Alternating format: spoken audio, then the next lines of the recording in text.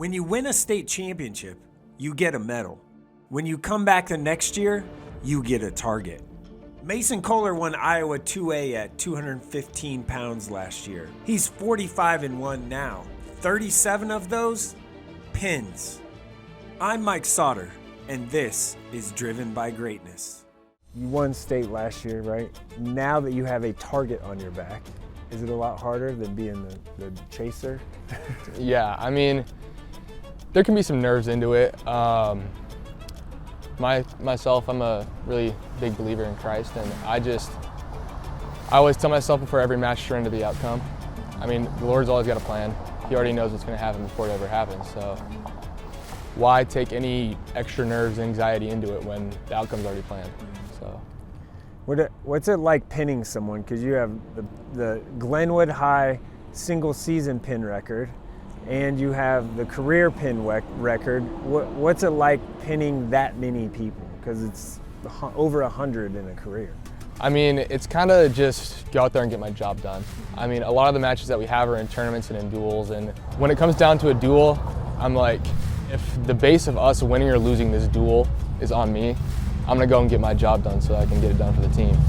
And when it comes to tournaments, I'm just going out there to be as dominant as I can. Just going out there to, I think pinning is the most dominant way you can, so that's what I like to do. It's kind of fun too. Yeah, it's pretty fun. What's the quickest pin you've ever had? 6 seconds. 6 seconds? Yeah, that How was does that tied even to school happen? record. I mean, just go out there and hit the quickest move you can. I just went out there, I just picked his ankle, grabbed his head, put him on his back, and then it was up to the ref from there. Let's say you're at like 30 seconds left in a match, it's 2-1. How do you get through that?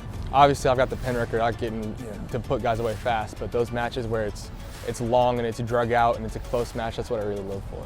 Like, I love those matches where I get to push myself to see how good I can become. So that's what I think of when I'm in those matches. This is my moment. This is my chance. I get to go out here and perform. And if I beat this guy, great. If I lose, it's a learning point. Coach Weber says that all the time. He says, there's no losers, there's only learners. So that's good. I like that. All right, let's get in the car.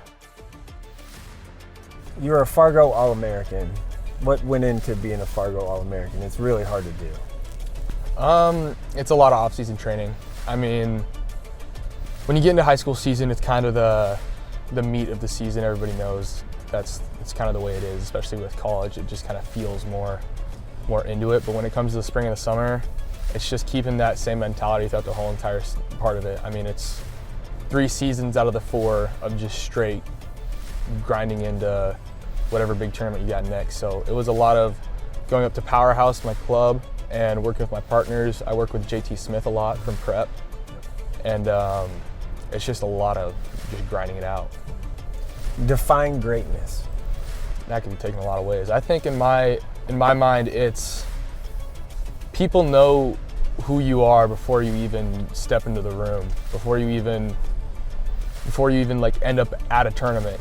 Oh, I got so-and-so in my bracket. I got Mason Koehler in my bracket. Oh, I got Drayshawn Ross in my bracket. I got Lincoln Jip in my bracket. All those guys that just, you know who they are before you even actually see them. The evolution of wrestling is really taken off, and just different technology and different things. How much do you use film, maybe like Matt side film or other film, to break down what you did? I watch every single match that I wrestle. My dad's in the stands at pretty much every single tournament that I'm at. And if he's not, he's getting the film off of a stream that's at the tournament or the duel.